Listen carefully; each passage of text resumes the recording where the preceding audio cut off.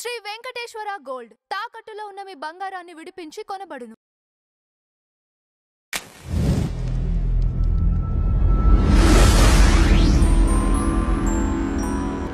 ఇప్పుడు కొన్ని పండుగల పేర్లు వింటూ ఉంటాను నేను.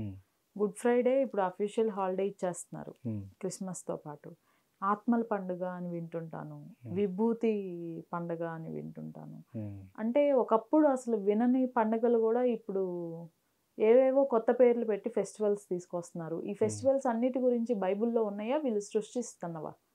కొన్ని సృష్టించినవమ్మా, కొన్ని వీళ్ళు సృష్టించినవి. అంటే విదేశాల్లో చేస్తున్నారని వీళ్ళు కూడా చేస్తూ ఉన్నారు. ఇప్పుడు క్రిస్మస్ అనేది ఇప్పుడు ప్రపంచం అంతా చేస్తున్నారు.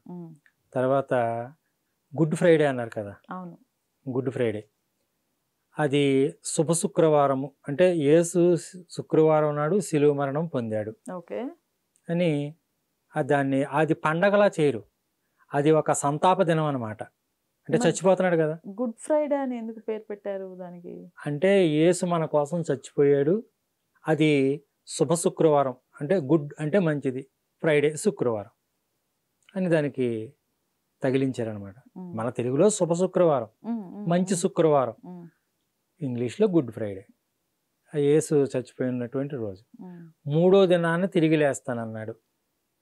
మూడో దినాన్ని తిరిగి లేస్తాడు, ఈస్టర్, పునరుద్ధానం అంటారు. అది పండగ చేస్తాం, మన కోసం యేసే లేచాడని పండగ చేస్తాం. ఇలాగా రకరకాల ఫెస్టివల్స్. ఈ ఆత్మల పండుగ ఏంటి మరి? ఈ ఆత్మల పండుగ ఏముంది, ఇప్పుడు ఎవరైనా చర్చిలో ఉన్నారమ్మా, ఆరాధన జరుగుతూ ఉంటుంది. ఆరాధన జరుగుతూ ఉంటే ఎవరికో ఆత్మ వస్తుంది. ఇప్పుడు చూడండి, రోడ్డు మీద వీరభద్రుడి సంబరం జరుగుతూ ఉంటుంది. నెత్తి మీద విభూతి పళ్ళు పెట్టుకుని వీరభద్రుడి సంబరం చేసుకుంటా డప్పులు వాయించుకుంటూ వెళుతూ ఉంటే కొంతమంది ఎగురుతూ ఉంటారు. అలాగా చర్చిలో కూడా ఒక పాట పాడుతూ ఉంటే చర్చిలో ఉన్న విశ్వాసులు అంతా కూడా ఎగురుతూ ఉంటారు. వాళ్ళలో ఎవరికైనా నరాల బలహీనత ఉన్నదనుకోండి, ఆ సౌండ్కి వీళ్ళలోకి ఏమైపోద్దంటే వచ్చేసి ఆ ఊపు వచ్చి ఎగురుతూ ఉంటారు. ఎగురుతూ ఉన్న తర్వాత వాళ్ళ మీద పరిశుద్ధాత్మ వచ్చేసింది అని పాస్టర్ గారు చెప్తూ ఉంటారు. నా మీదకి పరిశుద్ధాత్మ వచ్చింది, అది నాకు చాలా గొప్ప ధన్యత. ఆనాడు మరియమ్మకే వచ్చింది పరిశుద్ధాత్మ, నాకు కూడా వచ్చిందని వాళ్ళు 10 మందిని పిలిచి భోజనాలు అవి పెట్టుకుంటాం. రైట్. సతీబాబు గారు, లాస్ట్ ఒకటి ఫైనల్ కన్క్లూజన్ ఇచ్చేద్దాము. ఏ దేశాల్లో అయినా సరే, లేకపోతే ఏ రాష్ట్రాల్లో అయినా సరే, ఒక చర్చ్లో మెయిన్ ఒక ప్రీస్ట్గా కానివ్వండి, లేకపోతే ఒక పాస్టర్గా కానివ్వండి, మగవారికే అధికారం ఉందా, ఆడవారికి కూడా ఉందా? ఆడవారికి అధికారం లేదమ్మా అసలు ఎక్కడ. అంటే వీళ్ళు ఎవరు పాస్టర్లు ఎవరు అంటే ఇప్పుడు క్రైస్తవులు ఎవరు. ఒక పాస్టర్ గారు చనిపోయారు అనుకోండి, తర్వాత పాస్టర్ గారు చేస్తూ ఉంటారు. బైబిల్లో ప్రవక్తలు కొంతమంది ఉన్నారు, స్త్రీలు ఉన్నారు కొంతమంది ప్రవక్తలు.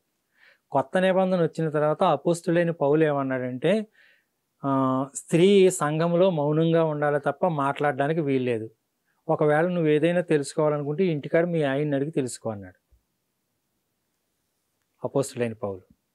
నువ్వు ఏదైనా తెలుసుకోవాలంటే ఇంటికాడ మీ ఆయన్ని అడిగి తెలుసుకో, కానీ సంఘంలో స్త్రీ మాట్లాడకూడదు అని పౌలు చెప్పాడు. కానీ పాత నిబంధనలో చాలామంది ప్రవక్తులు ఉన్నారు, ఆడవాళ్ళు మాట్లాడిన వాళ్ళు ఉన్నారు, గొప్ప గొప్ప కార్యాలు చేశారన్నట్టుగా మనకు బైబిల్లో కనిపిస్తా ఉంది. నేను ఇది ఎందుకు పర్టికులర్గా క్వశ్చన్ చేశానంటే, ఇప్పుడు మీరు చెప్పిన ఈ ఆర్సిఎం వీటిల్లో పోప్ అని వింటుంటాం. పోప్ 1, పోప్ 2, వారినే బాగా ఇది చేయటం చూస్తూ ఉంటాం. ఈవెన్ ట్రంప్ దగ్గర కూడా మనం చాలాసార్లు చూసాం.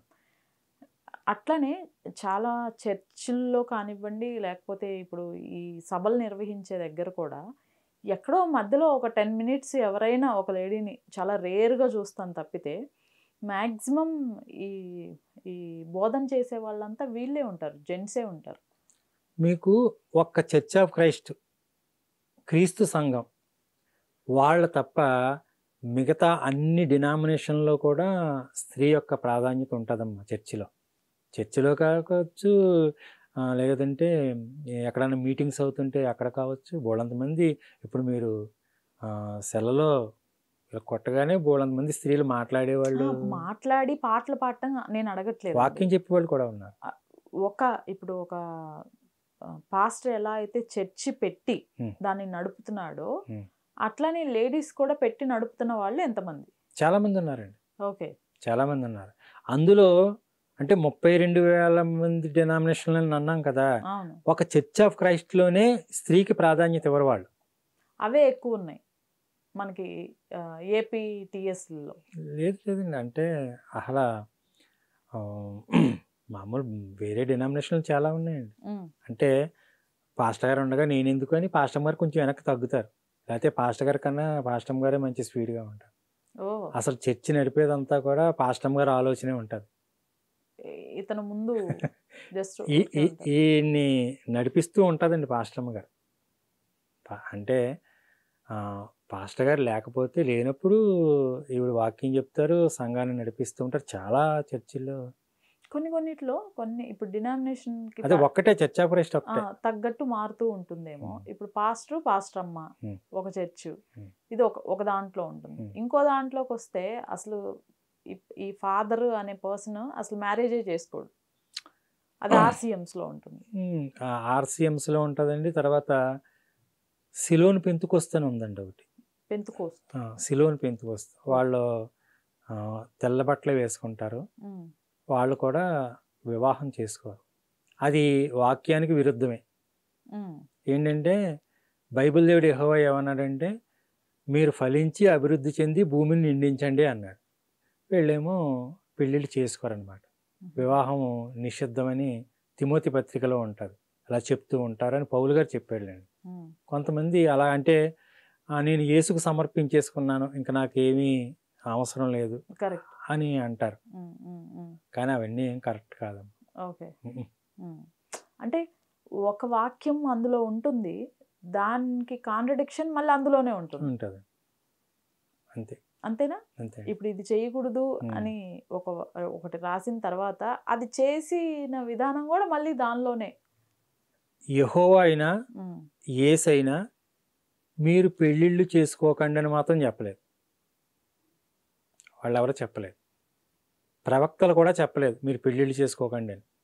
చెప్పని దాన్ని చేస్తూ ఉంటారమ్మా వీళ్ళు, చెప్పని దాన్ని చేస్తూ ఉంటారు అంతే, అంతకు మించి ఏమీ లేదు.